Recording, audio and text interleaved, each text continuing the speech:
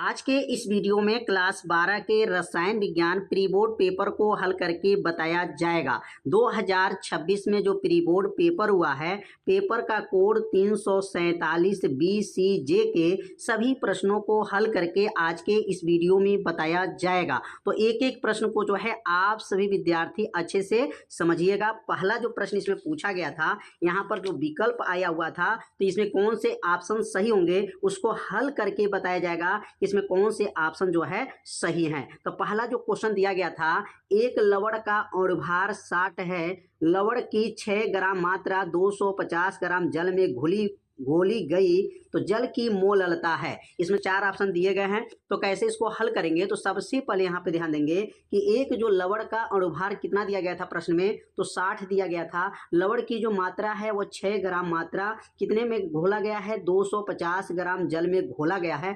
जल की मोललता की आपको गणना करना है। तो सबसे पहले इसमें नोट करेंगे अणुभार कितना है, तो देखेंगे यहाँ पर अणुभार 60 है, तो अणुभार बराबर 60 हो जाएगा। मात्रा कितना है, तो मात्रा यहाँ देख रहे हैं 6 ग्राम है, तो मात्रा 6 ग्राम हो गया। विलायक का भार कितना है, तो देख रहे हैं विलायक का भार, विलायक मतलब जल का भार कितना है 250 ग्राम, तो लिखेंगे विलायक का भार 250 ग्राम।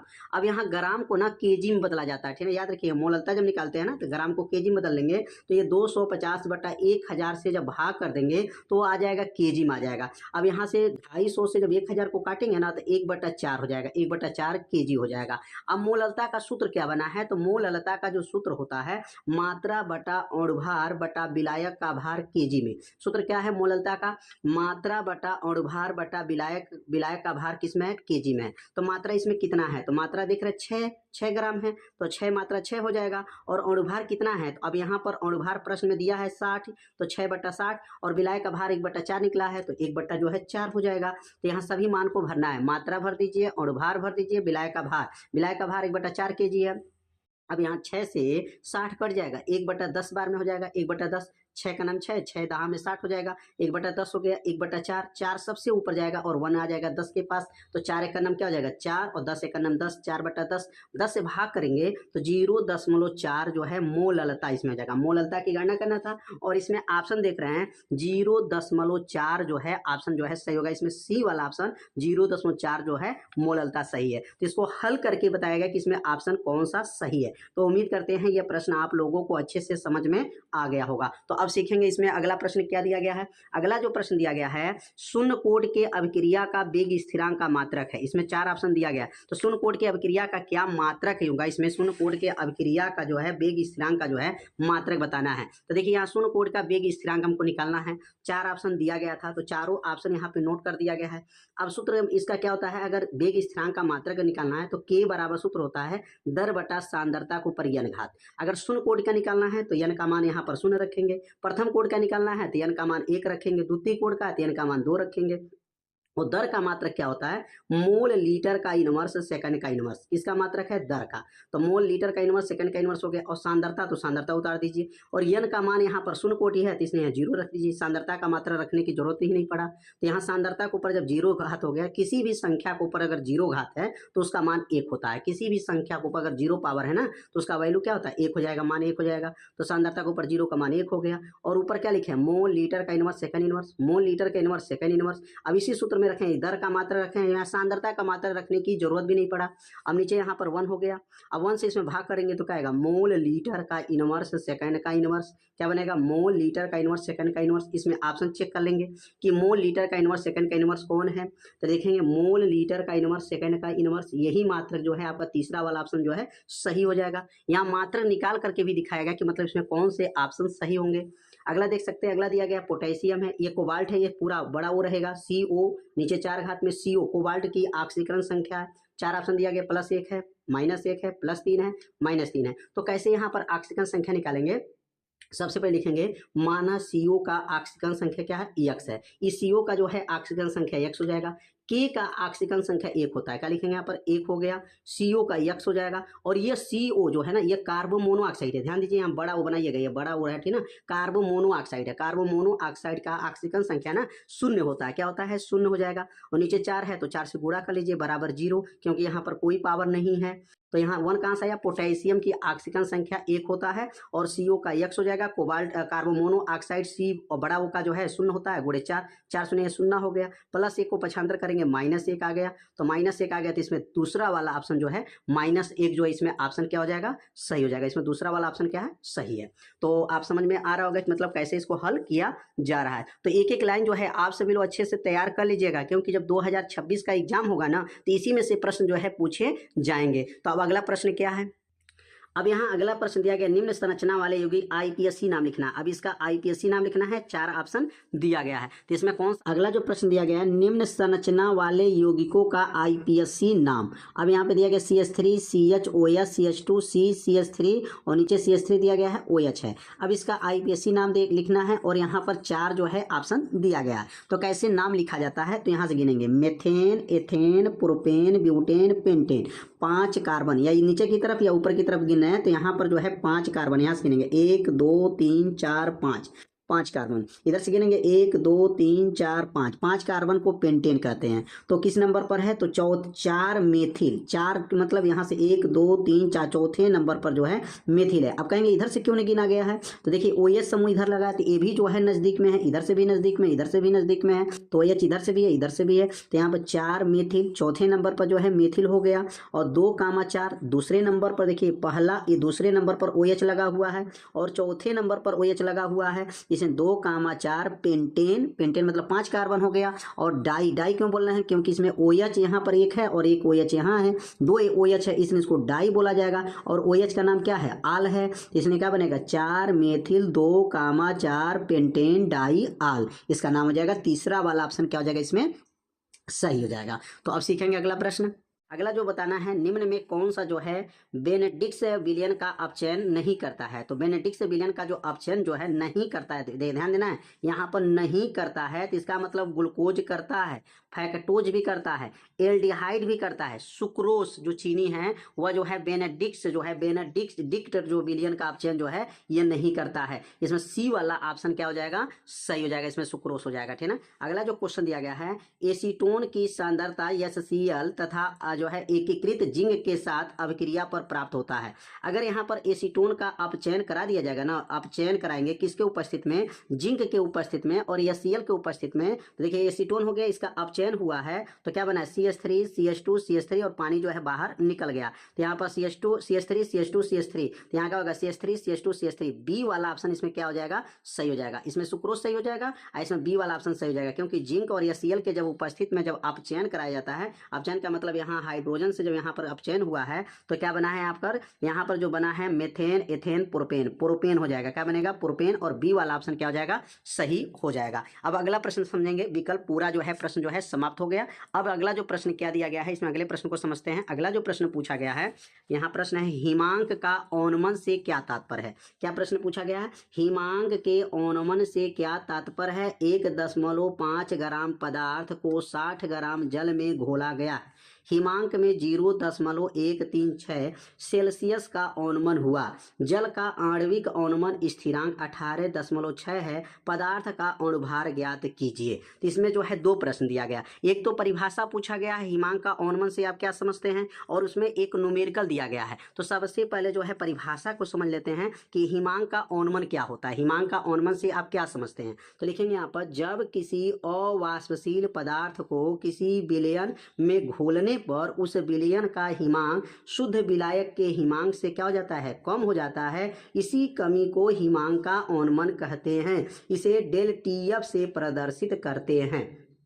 तो जो अवाष्पशील पदार्थ होते हैं, अवाष्पशील पदार्थ को किसी विलयन में जब घोला जाता है तो उस विलयन का हिमांक जो होते हैं शुद्ध विलायक के हिमांक से क्या हो जाते हैं, कम हो जाता है, इसी कमी को हिमांक का औनमन कहते हैं, इसे ΔTF से प्रदर्शित करते हैं। तो परिभाषा को ये नोट करके 2 बार पढ़ लेंगे ना तो परिभाषा आपको याद हो जाएगा। अब यहाँ न्यूमेरिकल देखेंगे। अब देखिए यहाँ पर जो विलय का भार होता है ना उसको छोटा W से दिखाते हैं। तो W बराबर प्रश्न में क्या दिया, 1.5 ग्राम दिया गया गया। बड़ा W का मान प्रश्न में देख सकते हैं, बड़ा, यहाँ एक बार प्रश्न को एक बार और देख लीजिए, यहाँ पर छोटा W, ये बड़ा W दिया है, और यहाँ पर ये ताप दिया है, यहाँ पर ताप दिया है, और यहाँ पर जो है स्थिरांक दिया है। कितने मान? 1 2 3 4 मान प्रश्न में दिया हुआ है। ये चारों मान को जो है हम लोग क्या करेंगे, पहले प्रतीक में क्या कर लेंगे, नोट कर लेंगे। तो ये छोटा W विलेय का भार 1.5 ग्राम, इसको 1.5 ग्राम पढ़ा जाता है। W 60 ग्राम, तो यहाँ 60 ग्राम जो दिया गया ना, उसको हम लोग ना केजी में बदलेंगे, तो 60/1000 हो जाएगा,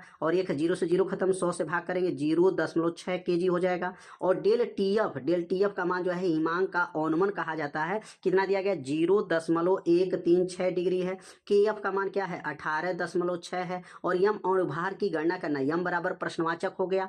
अब यम का फार्मूला क्या है, तो यम का फार्मूला आप याद रखिएगा, यम बराबर होता है 1000 KF छोटा W बड़ा W गुणे डेल TF, ये फार्मूला है। अब इस फार्मूला में इस मान को क्या करेंगे, यहाँ पर भर देंगे। अब यम यहाँ नोट हो गया, 1000 आ गया। KF का मान क्या प्रश्न में, 18.6 हो गया KF का मान। छोटा W का मान 1.5, बड़ा W का मान 60 हो गया। यहाँ पर जो है 60 जो है यहाँ पर था, तो यहाँ पर जो मान रखा जाएगा, ध्यान देंगे, तो यहाँ पे जो दिया गया ना 60 ग्राम है, ठीक ना, और यहाँ पर जो लिखा गया ये भी ग्राम में है, तो ये दोनों ग्राम में रखा जाएगा, तो इसलिए यहाँ पर 1000 से गुणा कर दिया गया, ध्यान दिया जाए। यहाँ पर जो है ना, इसको अब जो है केजी में नहीं रखेंगे, अब यहाँ पर केजी को जो है काट दीजिएगा, केवल ग्राम 60 ग्राम जो दिया गया है वही 60 ग्राम रखिएगा, ठीक ना, इसको जो है हटा दीजिएगा। तो केजी को अगर बदलेंगे तो ये आपको 1000 को हटाना पड़ेगा, ठीक ना, तो आपको 1000 हटा करके तब आप इसको हल करेंगे। ये जो मान निकाला गया है केजी में यहाँ पर रखा गया है, नहीं तो इसको क्या करेंगे, 0 क्या कर दीजिए, 0 इसको करके तब इसका गुणा करेंगे ना, तो इसका मान थोड़ा सा दूसरा आ जाएगा, ठीक ना। तो आप लोग जो है यहाँ पर 60 जो है ग्राम ही रखिएगा। 60 में जब गुणा कर लेंगे तो आपका 8.16 आ जाएगा, और जब इसमें भाग करेंगे तो क्या आ जाएगा, 341.91 आ जाएगा, लगभग जो है 342 ग्राम प्रति मोल। देखिए यहाँ ग्राम में आ गया, तो यहाँ पर ग्राम में ही रखा जाएगा, याद रखिएगा, ग्राम में जब रखेंगे तो 60 ग्राम। ये केजी वाला मान को जो है यहाँ से लेकर के केजी वाला मान को काट के हटा दीजिएगा, ठीक ना, केवल 60 ग्राम ही भरना है, क्योंकि क्वेश्चन में 60 ग्राम दिया हुआ है। तो समझ में आ गया होगा, थोड़ा सा गुणा करके आप लोग चेक कर लीजिएगा, और इसको भाग दे करके भी चेक कर लीजिएगा ये मान आ रहा है कि नहीं आ रहा है। तो अब अगला प्रश्न समझेंगे, अगला प्रश्न क्या पूछा गया था। तो अगला जो प्रश्न दिया गया, मानक इलेक्ट्रोड विभव किसे कहते हैं।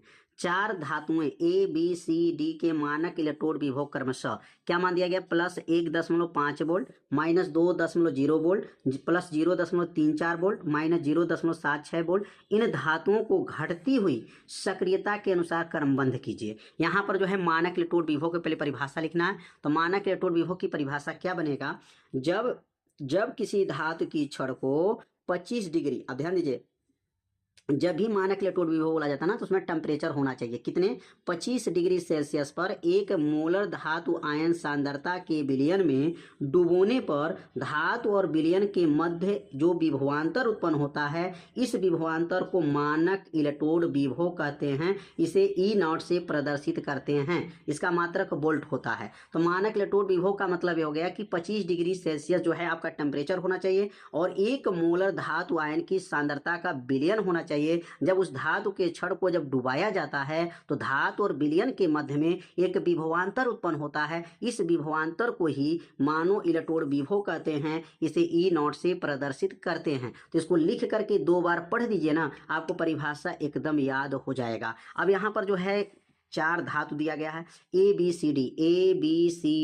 ए का मान क्या दिया गया, +1.5 वोल्ट है, बी का क्या दिया गया, -2 वोल्ट है, सी का मान क्या दिया, +0.34 वोल्ट है, और डी का मान क्या है, -0.76 वोल्ट है। तो यहाँ पर आपको बताना है कि धातुओं को घटती हुई जो है सक्रियता लिखना है। तो घटती हुई सक्रियता कैसे लिखेंगे, पहले -2 उसका माइनस वाला 0.76, तो आप देखेंगे आप -2 इसमें होगा, -2 है तो बी का माइनस हो गया, उससे वाला कौन होगा, -0.76, डी वाला हो जाएगा। और उसके बाद से प्लस में आएंगे, तो प्लस में अब यहाँ पे देखेंगे सी वाला क्या है, तो सी वाला देख रहे हैं प्लस जो है 0.34, तो यहाँ पर 0.34 वाला हो जाएगा सी वाला, और ए वाला जो है 1.5 वोल्ट। ये जो है घटती हुई है सक्रियता, ध्यान दीजिएगा, ये मान को सक्रियता क्रम में जो है घटती हुई क्रम रखा गया, कि जो प्लस वाला जो होता है ना, उस मतलब सबसे जो प्लस में अधिक रहता है वह सबसे लास्ट में लिखेंगे। उसके बाद से वो प्लस वाला कम वाला लिखेंगे, और उसके बाद से माइनस वाला लिखना है, उसके बाद से माइनस वाला, ध्यान देना है। तो यह क्या होगा, डी होगा, डी के बाद से बी होगा, पहले बी के क्योंकि -2 है तो बी का हो जाएगा, उसके बाद -0.76 डी का हो जाएगा, उसके बाद से सी का हो जाएगा, सी का प्लस वाला में सबसे कम जो देख रहे हैं यहाँ पर, उसके बाद से प्लस वाला जो सबसे अधिक रहेगा ना वही आपको जो है धातुओं की घटती हुई सक्रियता क्रम में माना जाता है, ठीक ना। तो ये आपका जो है क्रम हो गया। अब अगला जो प्रश्न पूछा गया है यहाँ पर, अगला प्रश्न को समझेंगे। अगला प्रश्न क्या आया है, निम्नलिखित में से किन्हीं दो इलेक्ट्रॉनिक विन्यास दीजिए, ठीक ना। इलेक्ट्रॉनिक विन्यास लिखना है, लेकिन यहाँ पर 4 तत्व दिया गया है, तो चारों तत्व को समझाया जाएगा, बहुत आसान विधि से समझाया जाएगा। अब यहाँ पे देखिए क्रोमियम है, तो क्रोमियम के ऊपर 3 घात है प्लस में, लेकिन क्रोमियम Cr जो बताया जा रहा है उसका परमाणु क्रमांक 24 होता है। 24 का जो है पहले इलेक्ट्रॉनिक विन्यास निकालेंगे, Cr का इलेक्ट्रॉनिक विन्यास। तो Cr का इलेक्ट्रॉनिक विन्यास 24 का कैसे होगा, 1s2 2s2 2p6 3s2 3p6 4s1 3d5 होता है, ठीक ना। ये किसका है, Cr का जो है इलेक्ट्रॉनिक विन्यास, क्रोमियम का जो है इलेक्ट्रॉनिक विन्यास 24 हो गया। 2 2 4 10 2 12 6 18 18 1 19 19 और 5 24 हो गया। अब इस 24 में से 3 इलेक्ट्रॉन कम कर दीजिए, इसमें से 3 इलेक्ट्रॉन निकाल दीजिए। तो 3 इलेक्ट्रॉन कैसे निकलता है, पहले 4 मतलब लास्ट वाला क्लास में से इलेक्ट्रॉन खत्म करेंगे। तो लास्ट में देख रहे 4s4 लास्ट वाला क्लास, 1 इलेक्ट्रॉन इसमें कम हो जाएगा और 2 इलेक्ट्रॉन इसमें कम हो जाएगा, क्योंकि 3 इलेक्ट्रॉन कम करना है। तो यह 4s1 तो खत्म, और 3d में जो 5 है उसमें से भी 2 इलेक्ट्रॉन कम हो जाएगा। 3 इलेक्ट्रॉन कम करना है, Cr3 के ऊपर प्लस है, 3 इलेक्ट्रॉन कम हो जाएगा। तब क्या बनेगा, 1s2 2s2 2p6 3s2 3p6। अब इसमें से 1 इलेक्ट्रॉन यह खत्म और 2 इलेक्ट्रॉन इसमें का खत्म, तो क्या बनेगा 3d पर 3 घात हो जाएगा। तो ये किसका बना, Cr के ऊपर 3 जो प्लस है इसका इलेक्ट्रॉनिक विन्यास निकल गया। तो समझ में आ गया वो कैसे निकाला गया। अब अगला जो दिया गया है कापर, कापर के ऊपर प्लस है, तो कापर का जो परमाणु क्रमांक होता है ना कापर का 29 होता है। तो लिखेंगे Cu का परमाणु क्रमांक क्या है, 29 है। Cu का इलेक्ट्रॉनिक विन्यास अब 24 का जो भी निकाले हैं अब 29 का निकाला जाएगा, और 29 जो है अपवाद होता है, थोड़ा याद रखेंगे, अगर आप पढ़े होंगे तो जानकारी होगा कि कापर वाला जो है इलेक्ट्रॉनिक विन्यास होता है वो अपवाद होता है। कैसे निकालते हैं, 1s2 2s2 2p6 3s2 3p6 4s1 3d10, इसको जोड़ेंगे ना तो कितना आ जाएगा, 29 आएगा। जोड़ के देखिए 2 2 4 10 2 12 6 18 18 19 और 10 29 हो गया। अब यहाँ कापर के ऊपर प्लस 1 लगा है, तो इसका मतलब इसमें से 1 इलेक्ट्रॉन जो है क्या करना है, निकाल देना है। तो यहाँ से 1 इलेक्ट्रॉन कहाँ से निकलेगा, तो याद रखिए लास्ट वाला क्लास से निकलता है, तो लास्ट सबसे बड़ा क्या है 4s1, या 4s1 हट जाएगा क्योंकि 1 इलेक्ट्रॉन इसमें से कम हो जाएगा। तो क्या बनेगा यहाँ पर Cu प्लस का इलेक्ट्रॉनिक विन्यास क्या बनेगा, 1s2 2s2 2p6 3s2 3p6 और ये हट जाएगा, क्या बचेगा 3d पे 10, तो 3d पे क्या हो जाएगा 10 हो जाएगा। 1 इलेक्ट्रॉन इसमें से कम कर दिया जाएगा, क्योंकि Cu के ऊपर प्लस बताना है, 1 इलेक्ट्रॉन कम बताना है, तो 29 में से 1 कम हो गया 28, तो 28 का इलेक्ट्रॉनिक विन्यास निकाला जाएगा। अब यहाँ पाएंगे Co कोबाल्ट है, कोबाल्ट का जो परमाणु क्रमांक क्या होता है 27 होता है, क्या होता है 27 होता है। अब 27 का इलेक्ट्रॉनिक विन्यास कैसे निकालेंगे, Co का इलेक्ट्रॉनिक विन्यास क्या बनेगा, 1s2 2s2 2p6 3s2 3p6 4s2 3d पर 7। अब यहाँ पे इसको जोड़ के देखेंगे 27 आ रहा है, 2 2 4 10 2 12 6 18 18 2 20 20 7 27 है। अब इसमें से 27 में से ना कोई इलेक्ट्रॉन निकालने को कहा गया, Cu के ऊपर 2 इलेक्ट्रॉन निकाल दीजिए। तो Cu में से 2 इलेक्ट्रॉन निकल गया, मतलब 27 में से 2 निकल गया, तो जब 2 निकल जाएगा तो बचेगा 25। तो अब 25 का इलेक्ट्रॉन लिखेंगे, Cu के ऊपर आपका प्लस 2 के ऊपर इलेक्ट्रॉनिक विन्यास, 25 का इलेक्ट्रॉनिक विन्यास निकालेंगे। तो अब यहाँ से 2 इलेक्ट्रॉन कहाँ से निकलेगा, तो जो लास्ट वाला क्लास होता है ना उसमें से इलेक्ट्रॉन को निकाल देते हैं। ये 4s2 है, ये पूरा इलेक्ट्रॉन खत्म, 2 इलेक्ट्रॉन था खत्म हो गया, 2 इलेक्ट्रॉन खत्म होगा, क्या बचेगा 1s2 का square 2s2 2p6 3s2 3p6 और ये तो 4s2 कट जाएगा क्योंकि 2 इलेक्ट्रॉन खत्म, तो 3d पर 7 घात हो जाएगा, 3d पर 7। यही जो है किसका हो जाएगा, कोबाल्ट प्लस 2 का जो है इलेक्ट्रॉनिक विन्यास निकल गया। तो उम्मीद करते हैं ये आप लोगों को ये प्रश्न समझ में आ रहे होंगे। अब अगला जो प्रश्न समझेंगे, अगला जो प्रश्न दिया गया है Ce के ऊपर 4 प्लस है, तो Ce का नाम क्या है, तो इसका नाम है सीरियम। क्या नाम है, सीरियम का परमाणु क्रमांक क्या होता है 58 होता है। अब 58 का इलेक्ट्रॉनिक विन्यास निकालेंगे, कैसे बनेगा, 1s2 2s2 2p6 3s2 3p6 3d10 4s2 4p6 4d10 5s2 5p6 4s1 5d1 6s2 होता है। ये इलेक्ट्रॉनिक विन्यास आपको निकालना सीखना पड़ेगा, और सोचेंगे आज ही हम इलेक्ट्रॉनिक विन्यास निकालना सीख जाएं तो ऐसा नहीं हो पाएगा। आप जो है s ब्लॉक p ब्लॉक के तत्व यदि पढ़े होंगे तो उसमें इलेक्ट्रॉनिक विन्यास बताया गया होगा, तो इलेक्ट्रॉनिक विन्यास पहले निकालना सीख लीजिए कैसे इलेक्ट्रॉनिक विन्यास निकाला जाता है। तो यहाँ पर जो निकाला गया यह 58 का इलेक्ट्रॉनिक विन्यास है। अब इस 58 में से 4 को क्या करेंगे, यहाँ से कम कर देंगे, 4 इलेक्ट्रॉन इसमें से कम करेंगे। तो 4 इलेक्ट्रॉन कौन कौन कम होगा, यहाँ से 1 इलेक्ट्रॉन यह खत्म, 1 इलेक्ट्रॉन यह खत्म और 2 इलेक्ट्रॉन यह खत्म, 2 1 3 1 4, यहाँ से समझिए 4 इलेक्ट्रॉन ये पूरा खत्म। 1 इलेक्ट्रॉन इसमें का, 1 इलेक्ट्रॉन इसमें का, 2 इलेक्ट्रॉन इसमें का, कहाँ तक लिखेंगे 5p6 तक जो है आपका बनेगा। तो क्या लिखेंगे यहाँ पर, Cu पर 4 प्लस इलेक्ट्रॉनिक विन्यास क्या रहेगा, 1s2 2s2 2p6 3s2 3p6 3d10 4s2 4p6 4d10 5s2 5p6 6 तक, ये पूरा यहाँ से यहाँ तक 4 इलेक्ट्रॉन इसमें से निकल गए। 1 इलेक्ट्रॉन इसका, 1 इलेक्ट्रॉन इसका, 2 इलेक्ट्रॉन इसका, तो टोटल 4 इलेक्ट्रॉन इसमें से बाहर निकल गया। तो उम्मीद करते हैं ये इलेक्ट्रॉनिक विन्यास निकालना जो है आप लोग समझ गए होंगे। अब अगला जो प्रश्न पूछा गया था, विटामिन ए और सी हमारे लिए आवश्यक क्यों हैं, उनके महत्वपूर्ण स्रोत लिखिए। तो विटामिन ए के लिए जो हमारा जो है क्या हमारे शरीर के लिए क्यों आवश्यक है, तो लिखेंगे विटामिन यह जो है ए, यह दृष्टि, प्रतिरक्षा प्रणाली और त्वचा के स्वास्थ्य के लिए आवश्यक होता है। तो ध्यान देंगे, त्वचा के स्वास्थ्य के लिए जो है आवश्यक होता है। इसकी कमी से रतौंधी नामक रोग हो जाता है। विटामिन ए की कमी से कौन सा रोग होता है, तो रतौंधी नाम के जो है रतौंधी नामक जो है यहाँ पे रोग हो जाएगा। और जो है विटामिन ए जो होता है ना, वो त्वचा के स्वास्थ्य के लिए क्या होता है, आवश्यक होता है। और इसका स्रोत क्या है, मतलब यह विटामिन ए किसमें किसमें प्राप्त होता है, तो यहाँ लिखेंगे स्रोत में मछली का यकृत के तेल में मिलता है, गाजर में मिलता है, मक्खन में मिलता है, दूध में मिलता है, अंडा में, पालक में, ठीक ना। इसमें जो है विटामिन ए जो है मात्रा मिलता है इन लोगों में, ठीक ना। किसमें, मछली के तेल, गाजर, मक्खन, दूध, अंडा, पालक में जो है इन लोगों में, इसमें जो जितने ये पदार्थ हैं, ये इसमें पदार्थों में जो है ना विटामिन ए जो है मिलता है। विटामिन सी क्या है, विटामिन सी समझते हैं। विटामिन सी क्या करता है, हमारे शरीर के लिए क्यों आवश्यक है, तो कहेंगे यह प्रतिरक्षा प्रणाली को मजबूत करता है, घावों को भरता है। किसको करता है, घावों को जो है भर देता है। और इसमें की कमी से जो है ना स्कर्वी और पायरिया नामक रोग हो जाता है। स्कर्वी किसके कमी से होता है, विटामिन सी के कमी से स्कर्वी नामक रोग हो जाता है, और पायरिया जो है रोग हो जाता है। और इसका स्रोत क्या है, तो इसका स्रोत है नींबू है, आंवला है, मौसमी अंगूर, जो खट्टा वाला सामान होता है ना, वो विटामिन सी में ही प्राप्त होता है। तो विटामिन ए का स्रोत पूछा गया था और विटामिन सी का स्रोत पूछा गया था, और हमारे लिए जो है आवश्यक क्यों होता है,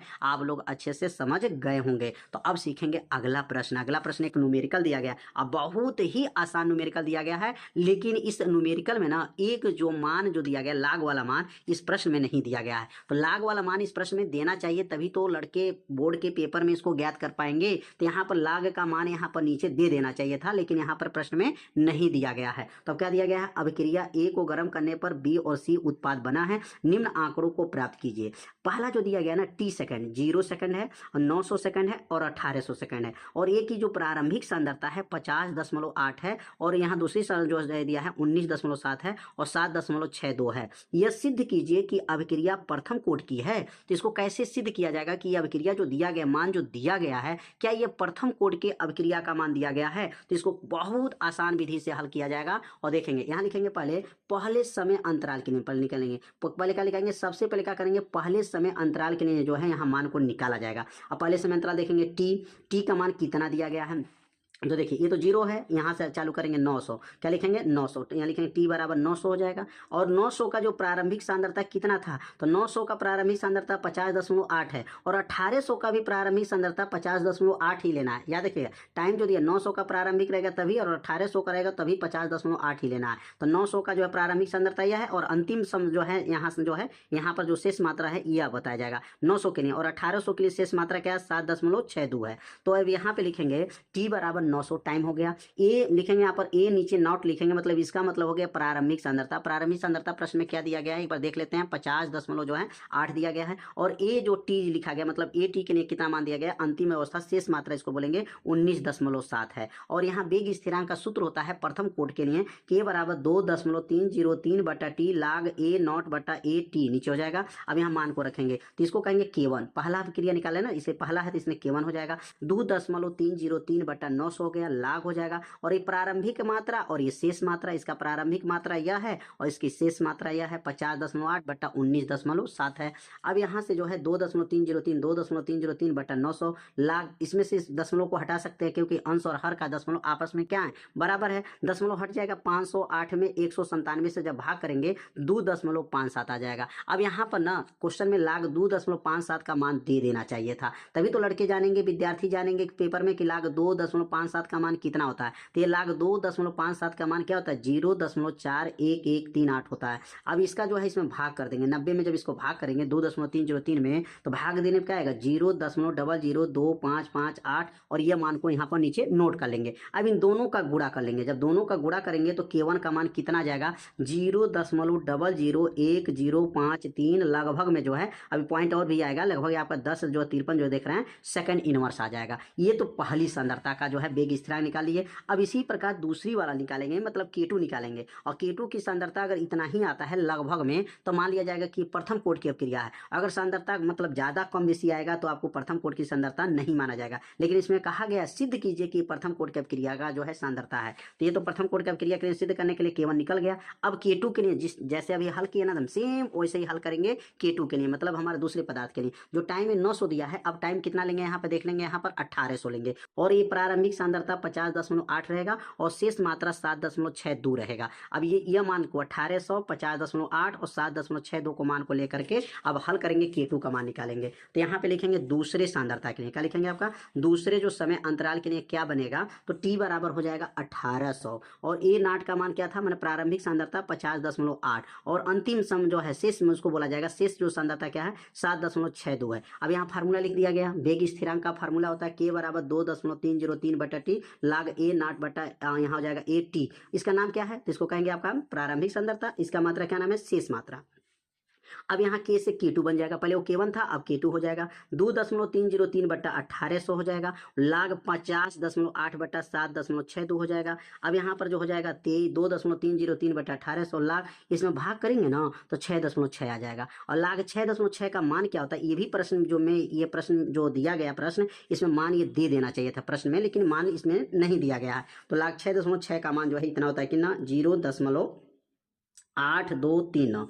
इसमें जब 1800 का भाग करेंगे ना तो 0.001279, अभी दोनों का जब गुणा करेंगे तो 0.001054 सेकंड इनवर्स, मतलब पहले वाला सांद्रता से अगर देखा जाए तो 50 जो है 53 है, यहाँ पर देखेंगे यहाँ पर 10 जो है 53 है, लगभग 10 53 है, और इसकी जो सांद्रता आया है यहाँ पर लगभग 10 जो है 53 से थोड़ा सा बेसी, ये 54 है। इसका मतलब दोनों गणनाओं से प्राप्त मान लगभग क्या है, समान आ गया है। दोनों की गणना जब किया गया K1 का मान और K2 का मान की जब गणना किया गया तो देख रहे हैं लगभग में मान क्या है, बराबर है। जब मान बराबर आ जाएगा ना, अतः यह प्रथम कोटि की अभिक्रिया है। इस प्रश्न में एक कमी दिया गया है, क्या, लाग का मान नहीं दिया गया। लाग का मान जब तक आपको निकालना नहीं सीखेंगे तब तो वहां लाग का मान जो है यहाँ पर भर नहीं पाएंगे। लाग 6.6 का मान जो है या कैसे जानेंगे, तो आपको पेपर में यहाँ पर मान दे देना चाहिए था, लेकिन प्रश्न में नहीं दिया गया है। तो अब इसका गुणा कर लिया जाएगा, तो यहाँ पर जो है मान जो है प्रथम कोटि की अभिक्रिया माना जाएगा। अब अगला जो प्रश्न पूछा गया है, निम्नलिखित पर संक्षिप्त टिप्पणी लिखिए। अब देखिए ये प्रश्न जो है ना ठोस अवस्था का है,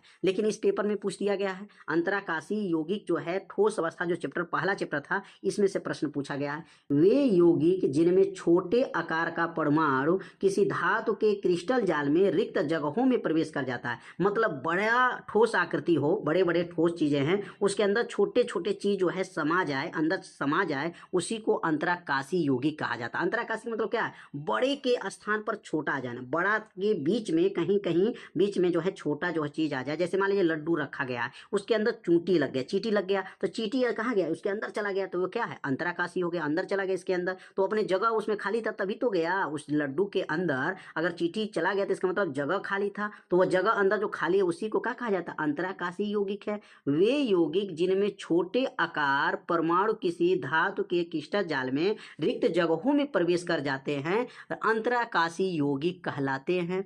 अब अगला प्रश्न इसी में टिप्पणी देना है, कार्बोनिल। कार्बोनिल समूह क्या होते हैं। देखिए कार्बन की 4 संयोजकता होती है, कार्बन की 4 संयोजकता में अगर 2 संयोजकता में ऑक्सीजन जुड़ जाए और शेष 2 संयोजकता फ्री हो, मुक्त हो, उसी को कहा जाता है कार्बोनिल समूह। क्या कहते हैं, कार्बन की कितनी संयोजकताएं होती हैं, 2 संयोजकताएं होती हैं, और दोनों संयोजकता में ऑक्सीजन परमाणु जुड़ जाए और 2 शेष संयोजकता जो है खाली हो, मुक्त हो, फ्री हो, तो ऐसे समूह को क्या बोला गया है, कार्बोनिल समूह कहा जाता है। तो क्या लिखेंगे, यदि कार्बन परमाणुओं की 2 संयोजकताओं से ऑक्सीजन परमाणु जुड़ा हो तथा इसकी शेष 2 संयोजकताएं मुक्त हो, फ्री हो, ऐसे समूह को कार्बोनिल समूह कहते हैं। तो ये कार्बन हो गया, इसकी 2 संयोजकता में ऑक्सीजन जुड़ा है और 2 संयोजकता फ्री है, इसलिए इसको कहा गया कार्बोनिल समूह कहा जाता है। अब अगला प्रश्न दिया गया है, क्या होता है जब, तो क्या होता है जब, पहला देखेंगे क्या होता है जब, क्या दिया गया, जब एथिल क्लोराइड की अभिक्रिया जली KOH से होती है। तो जो एथिल क्लोराइड के सूत्र क्या है,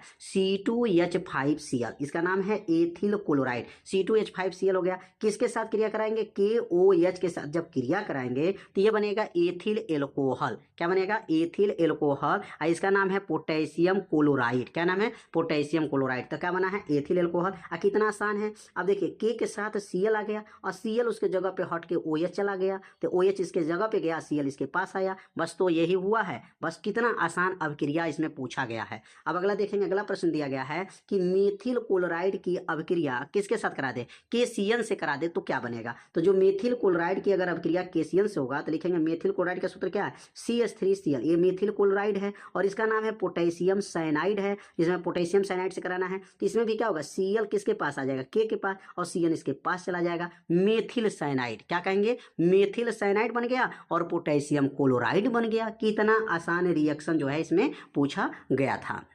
तो आज के ये वीडियो आप लोगों को कैसा लगा, आप सभी लोग एक बार जरूर कमेंट कीजिएगा। अब अगला जो प्रश्न इसमें जो दिया गया है, शेष जो प्रश्न दिया गया है, तो अगले भाग के वीडियो में जो है बताया जाएगा। और अगर उस भाग का वीडियो आपको देखना है तो एक बार डिस्क्रिप्शन बॉक्स को चेक कर लीजिएगा, वहां पर उस भाग का वीडियो मिल जाएगा, वहां से जा करके अगले भाग का वीडियो आप लोग देख सकते हैं। तो आज के वीडियो में जो है इतना ही बताया जाएगा। मिलते हैं अब अगले भाग में, तब तक के लिए जय हिंद, जय भारत।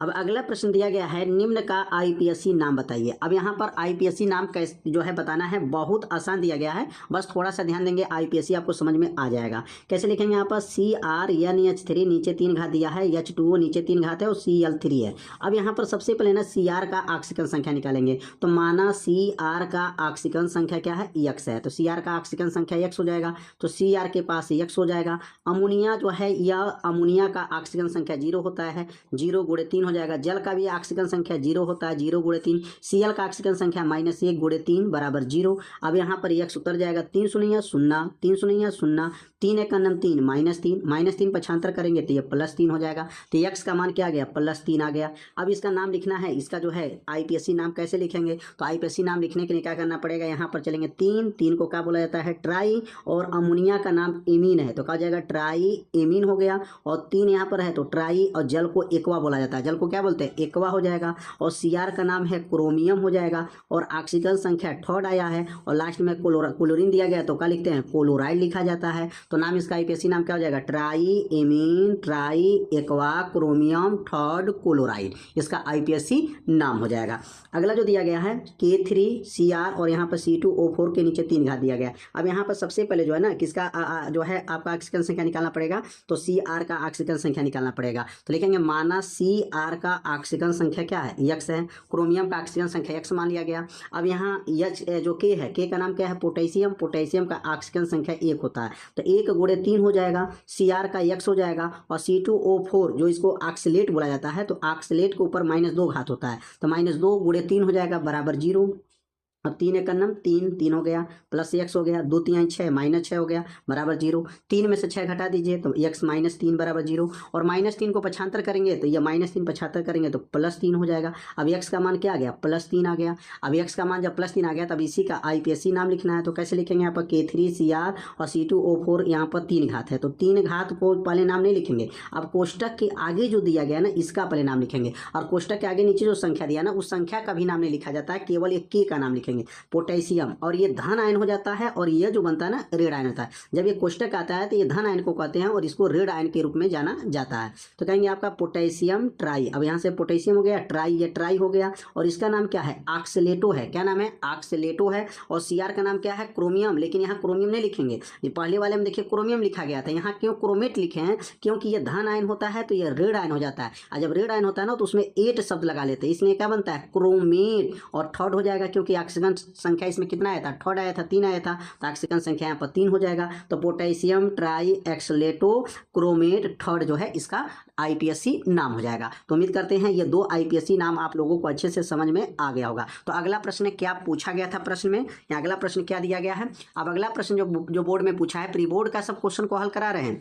तो राउल्ट का नियम का उल्लेख कीजिए। इस नियम के उपयोग से अवाष्पशील पदार्थों का अणुभार कैसे निकाल सकते हैं? यहाँ राउल्ट का नियम बताना है, और जो है इनके माध्यम से जो है अणुभार का जो है कैसे मान निकाला जाता है, उनके लिए सूत्र पूछा गया है। तो पहले लिखेंगे राउल्ट का नियम। अब राउल्ट का नियम क्या है, वाष्प दाब का आपेक्षिक अनुमान विलय के मोल प्रभाज के बराबर होता है। राउल्ट साहब का कहना क्या था, अब इसका नाम क्या है, वाष्प दाब का ये अनुमान है, वाष्प दाब का अनुमान, और ये विलय के मोल प्रभाज के क्या है, बराबर है। किनका नियम है यह, राउल्ट का नियम क्या है, यह आपेक्षिक वाष्प दाब का आपेक्षिक अनुमान विलय के मोल प्रभाज के क्या होता है, बराबर होता है। अब यहाँ पी नाट माइनस पी एस बटा पी नाट, पी नाट का मतलब पी जीरो लिखा है तो पी जीरो कहेंगे या पी नाट भी कह सकते हैं, पी एस और यहाँ पी जीरो, तो पी जीरो का नाम क्या है, विलायक का वाष्प दाब है, पी एस का नाम क्या है, विलयन का वाष्प दाब है, छोटा एन का नाम क्या है यहाँ पर, तो लिखेंगे विलय के मोलों की संख्या है, और बड़ा एन का नाम क्या है, विलायक का मोलों की संख्या है। तो यहाँ पर सबका नाम जानकारी हो गया, इसका नाम पूरे का नाम क्या है, तो वाष्प दाब का आपेक्षिक अनुमान विलय के मोल प्रभाज के क्या होता है, बराबर होता है, राउल्ट का नियम कहलाता है। तो राउल्ट का नियम का ये सूत्र हो गया। अब इन्हीं के सूत्र के सहायता से अणुभार कैसे ज्ञात करेंगे, तो अणुभार ज्ञात करने का सूत्र क्या है, तो राउल्ट के नियम से जो है, राउल्ट के नियम से जो लिखेंगे, नियम से जो है अणुभार के पदों, राउल्ट के नियम के अणुभार के पदों, मतलब अणुभार के पदों में क्या सूत्र है, राउल्ट का नियम जो बना है वो अणुभार के पदों में सूत्र क्या होता है, P zero minus P S बटा पी जीरो। अब यहाँ लिखेंगे छोटा डाब लो तो छोटा यम, बड़ा यम बड़ा डाब लो, यह हो गया विलय का भार, यह हो गया जो है यहाँ पर विलय का जो है मोलों की संख्या, यह विलायक के मोलों की संख्या, और ये विलायक का भार हो गया, ठीक है ना, छोटा डाबलो छोटा यम बड़ा डाबलो। ये किसके लिए सूत्र बना है, राउल्ट के नियम जो बना है अणुभार के पदों में जो है सूत्र है ये बना हुआ है। और इसमें पूछा गया कि राउल्ट को जो नियम है जो अवाष्पशील पदार्थों के लिए अणुभार का सूत्र क्या होगा, तो इसी सूत्र की सहायता से जो है अणुभार की गणना किया जाता है। तो उम्मीद करते हैं ये भी प्रश्न आप लोगों को अच्छे से समझ में आ गया होगा, राउल्ट का नियम और इनका जो है सूत्र समझ में आ गया। अब अगला प्रश्न समझेंगे, अगला प्रश्न क्या बोर्ड में पूछा गया है, अगला प्रश्न क्या है, ईंधन सेल किसे कहते हैं, हाइड्रोजन और ऑक्सीजन से बने ईंधन सेल की इलेक्ट्रॉनिक अभिक्रिया समझाइए तथा इसके अनुप्रयोग भी बनाइए। तो यहाँ पर जो है, यहाँ पर बताना है ईंधन सेल क्या होते हैं और इस ईंधन सेल का इलेक्ट्रोड अभिक्रिया को समझाने को बताया गया और इनका अनुप्रयोग कहाँ होता है इसके बारे में प्रश्न में पूछा गया है। तो सबसे पहले हम लोग ईंधन सेल की परिभाषा समझेंगे कि ईंधन सेल क्या होता है। ईंधन सेल ऐसा सेल है जो वैद्युत ऊर्जा को क्या करता है, उत्पादन करता है। कौन ऊर्जा को, वैद्युत ऊर्जा में जो है उत्पादन करता है, ईंधन सेल कहलाता है। और जो ईंधन सेल एक वैद्युत रासायनिक युक्ति होता है, ईंधन सेल क्या होता है, एक वैद्युत रासायनिक युक्ति होता है जो ईंधन की रासायनिक ऊर्जा को सीधे वैद्युत ऊर्जा में परिवर्तित करती है। तो ईंधन सेल एक वैद्युत रासायनिक युक्ति है जो ईंधन के रासायनिक ऊर्जा को सीधे वैद्युत ऊर्जा में क्या कर देता है, परिवर्तित करता है। तो इसे जो है अपने कॉपी में लिख करके इसको एक बार पढ़ लेंगे तो परिभाषा आपको क्या होगा, याद हो जाएगा। अब अगला इसमें दिया गया है, हाइड्रोजन और ऑक्सीजन से बने ईंधन सेल की इलेक्ट्रोड अभिक्रिया। हाइड्रोजन और ऑक्सीजन से बने ईंधन सेल की इलेक्ट्रोड अभिक्रिया क्या है, तो लिखेंगे यहाँ पर ईंधन सेल में हाइड्रोजन और ऑक्सीजन को एक इलेक्ट्रोलाइट द्वारा अलग किया जाता है। किसके द्वारा, इलेक्ट्रोलाइट द्वारा जो है अलग किया जाता है, जिसके माध्यम से केवल आयन जो है प्रवाहित हो जाते हैं। इलेक्ट्रोड पर होने वाली अभिक्रियाएं इस प्रकार हैं। जो ईंधन सेल होते हैं ना, इसमें हाइड्रोजन और ऑक्सीजन से बने ईंधन सेल का इलेक्ट्रोड क्रिया कैसे होता है इसके बारे में बताना है। तो कहेंगे ईंधन सेल जो होते हैं हाइड्रोजन और ऑक्सीजन को एक क्या करते हैं, इलेक्ट्रोलाइट द्वारा जो है क्या कर लेते हैं, अलग किया जाता है, जिसके माध्यम से केवल आयन जो है प्रवाहित हो जाते हैं। इलेक्ट्रोडों पर होने वाली अभिक्रियाएं इस प्रकार है। अब यहाँ पर हाइड्रोजन है और यहाँ पर हाइड्रा ऑक्साइड यहाँ पर जो है क्रिया किया है तो जल बना है, और जल बनने पर 4 इलेक्ट्रॉन यहाँ से निकला हुआ है। अब यहाँ पर कैथोड में क्या होता है, इलेक्ट्रॉन को लेना होता है। देखिए एनोड में इलेक्ट्रॉन तो त्यागेगा, इसमें इलेक्ट्रॉन ग्रहण करेगा। यहाँ ऑक्सीजन और जल के साथ मिला करके जब यहाँ पर 4 संतुलित करने के लिए यहाँ पर 4 लगा हुआ है। अब यहाँ 4 जो है हाइड्रोक्साइड है। दोनों अभिक्रिया को अगर जोड़ते हैं, दोनों अभिक्रिया को जब संयुक्त करेंगे तो 4 O से 4 O कट जाएगा। ये इधर है पक्षांतर, देखिए एरो से इधर है और एरो को इधर है, इससे कट जाएगा। 4 इलेक्ट्रॉन से 4 इलेक्ट्रॉन कट जाएगा तो बचेगा क्या है, बचेगा यहाँ पर 2H2O। क्या बचेगा यहाँ पर 2H2O, तो 2H2O हो गया। O2 है तो ये O2 हो जाएगा, ये कुछ नहीं है, ठीक है ना, याद रखिए 2H2O है और ये O2 है, दोनों मिलेगा तो क्या बन जाएगा, जल बन जाएगा। तो ये अभिक्रिया समझ में आ गया। हाइड्रोजन और ऑक्सीजन से जब मिलते हैं तो क्या बनते हैं, इसके अंदर जल बन जाते हैं। और ये जो अभिक्रिया, एक ऑक्सीकरण की अभिक्रिया हो रहा है, एक क्या हो रहा है, अपचयन की अभिक्रिया हो रहा है। ऑक्सीजन में जो है इलेक्ट्रॉन को त्यागेगा, अपचयन में इलेक्ट्रॉन को क्या करेगा, ग्रहण करेगा। तो दोनों को संयुक्त समीकरण करेंगे तो 4 O से 4 O कट गया, जो कट जाएगा 4 E से 4 E ये कट जाएगा तो बचेगा क्या, समझ में आ गया होगा। तो अब अगला हम लोग इसमें पढ़ेंगे इलेक्ट्रोड जो ईंधन सेल जो है का अनुप्रयोग कहाँ करेंगे। तो यह अभिक्रिया जो है आप लोग समझ गए होंगे कि यह अभिक्रिया कैसे हुआ और यह संयुक्त अभिक्रिया कैसे, दोनों अभिक्रिया को क्या किया गया, मिलाया गया है। तो अब यहाँ पर लिखेंगे ईंधन सेल का अनुप्रयोग कहाँ करते हैं, ईंधन सेल का उपयोग कहाँ करेंगे। तो पहला लिखेंगे ईंधन सेल का अनुप्रयोग क्या है, परिवहन क्षेत्र में होता है। परिवहन के क्षेत्र में जो है अब आजकल की बस क्या है, बस हैं, कार हैं, मोटरसाइकिल हैं, स्कूटर हैं, वह ईंधन सेल से चल रहे हैं। अब ईंधन सेल लग जा रहा है उसके अंदर और जो है चल रहा है। तो परिवहन क्षेत्र में जैसे कि ईंधन सेल, इलेक्ट्रिक कारों में इसका प्रयोग हो रहा है ईंधन सेल का। आवासीय, आपके अपने मकान में जो है ईंधन सेल लगा रहे हैं। आवासीय वाणिज्य भवनों के लिए स्थिर बिजली उत्पादन में जो है इसका प्रयोग किया जा रहा है। तो आवासीय और वाणिज्य भवनों में के लिए भी जो है स्थिर बिजली उत्पादन में जो है ईंधन सेल का प्रयोग किया जा रहा है। अब अगला जो प्रश्न आया हुआ है बहुत ही आईएमपी प्रश्न आया हुआ था और यह प्रश्न कई सालों से परीक्षा में पूछा जा रहा है। क्या प्रश्न है, कारण देते हुए स्पष्ट कीजिए। अब कारण देते हुए आपको स्पष्ट करना है। पहला क्या है, संक्रमण धातुएं तथा उनके अधिकांश यौगिक अनुचुंबकीय होते हैं। यह प्रश्न कई सालों से परीक्षा में आ रहा है, तो इसलिए ऐसे प्रश्न को तैयार कर लीजिएगा। जब 2026 का एग्जाम देंगे ना, अभी तो ये प्री बोर्ड के पेपर में पूछा गया है, जब आपको बोर्ड का पेपर होगा मतलब तो ऐसे प्रश्न हमेशा आता है और ऐसे प्रश्न को 2 बार पढ़ लेंगे ना तो आपको उत्तर क्या होगा, याद हो जाएगा। कैसे लिखेंगे, संक्रमण जो धातुएं होते हैं उनके अधिकांश यौगिक अनुचुंबकीय होते हैं।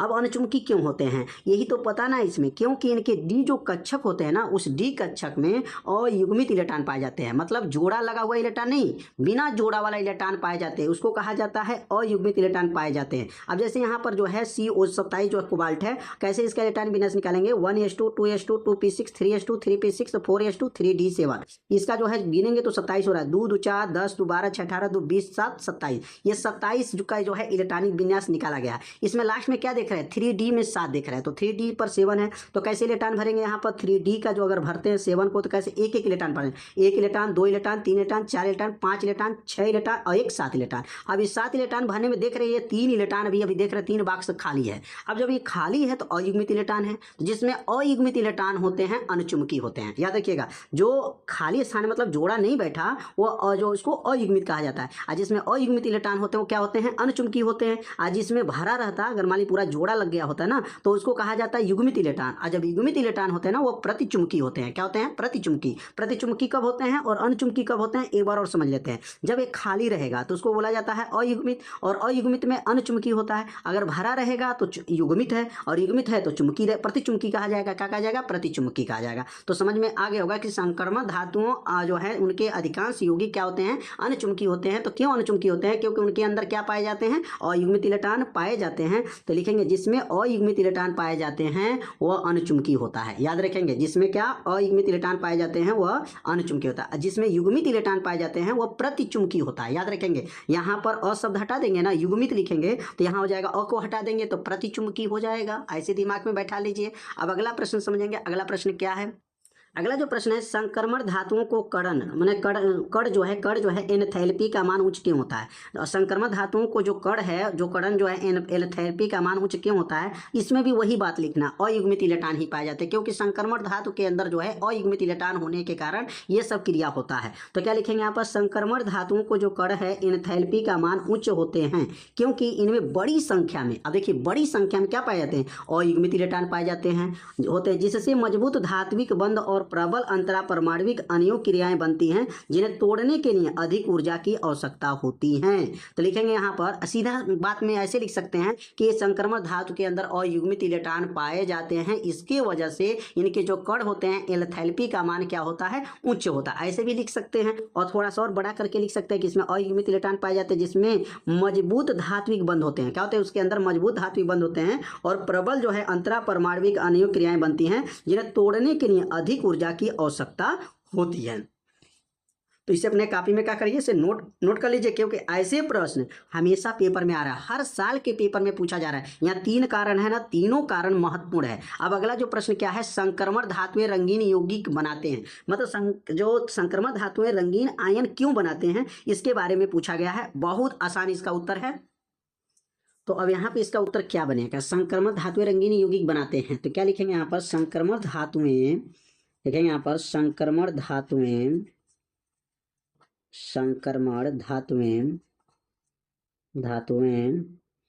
के डी ब्लॉक ब्लॉक के तत्वों में अयुग्मित इलेक्ट्रॉन पाए जाते हैं। क्या पाए जाते हैं? अयुग्मित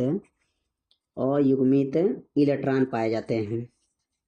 अयुग्मित इलेक्ट्रॉन पाए जाते हैं। इसलिए संक्रमण धातुएं, इसमें कहते हैं संक्रमण धातुएं क्या होते हैं? रंगीन यौगिक बनाते हैं।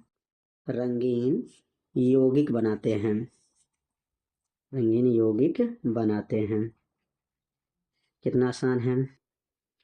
तो संक्रमण धातुएं के डी ब्लॉक के जो तत्व हैं, तत्वों में क्या पाए जाते हैं? अयुग्मित इलेक्ट्रॉन, मतलब भरा हुआ इलेक्ट्रॉन नहीं रहेगा, खाली रहेगा, उसमें जोड़ा नहीं बैठा रहेगा, इलेक्ट्रॉन पाए जाते हैं। इसलिए संक्रमण धातुएं क्या होते हैं? रंगीन यौगिक बनाते हैं। तो उम्मीद करते हैं अभी प्रश्न आप लोगों को समझ में आ गया होगा। तो अगला प्रश्न क्या पूछा गया था, अब अगला प्रश्न देखेंगे। और अगला प्रश्न भी बहुत IMP प्रश्न पूछा गया था। अब ध्यान देंगे क्या होता है जब डी ग्लूकोज की अभिक्रिया निम्नलिखित अभिकर्मों से कराते हैं। अब ये ग्लूकोज है, देखिए CHO4, नीचे यहाँ पर CHO4 और CH2OH, ये ग्लूकोज की संरचना सूत्र है।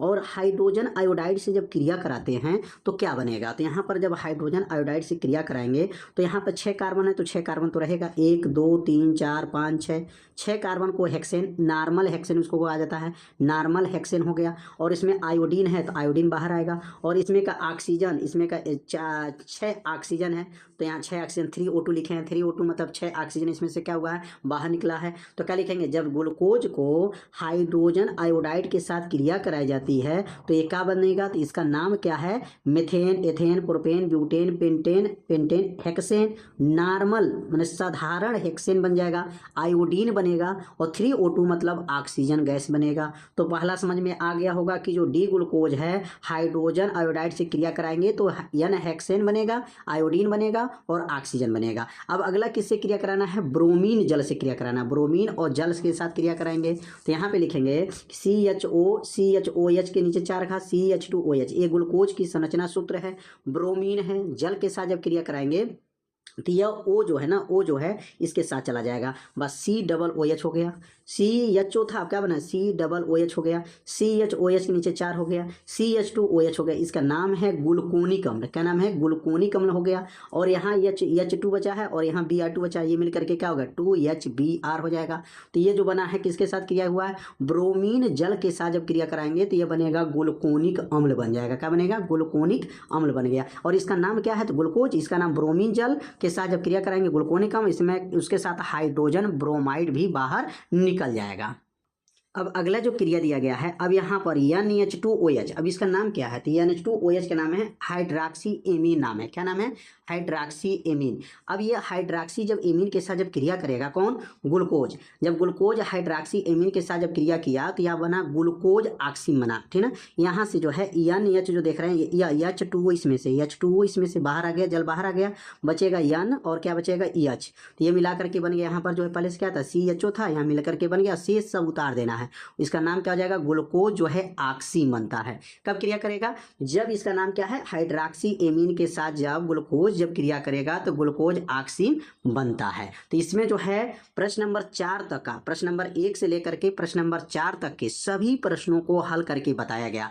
और अगले भाग के जो वीडियो बनेगा वो प्रश्न नंबर 5 से लेकर के पूरे प्रश्न को जो है हल करके बताया जाएगा। तो वीडियो बनाने में बहुत मेहनत लगता है, लिखने में, वीडियो को एडिटिंग करने में बहुत समय लगता है। तो आप सभी लोग इस चैनल को सब्सक्राइब कर लीजिए, वीडियो को लाइक कर दीजिए, और चैनल पे पहली बार आए होंगे तो चैनल को सब्सक्राइब जरूर कर लीजिए, क्योंकि इस चैनल के माध्यम से प्री बोर्ड पेपर और जो बोर्ड का पेपर होगा उसको भी बाद में जो है पेपर होने के बाद से जो पेपर हो जाएगा तो उसके बाद से पेपर जो मिलेगा उसको सॉल्यूशन करके बहुत जल्द जो उसको अपलोड कर दिया जाएगा। तो आज के ये वीडियो कैसा लगा एक बार जरूर कमेंट कीजिए, वीडियो को लाइक कर दीजिएगा। मिलते हैं अब अगले भाग में, तब तक के लिए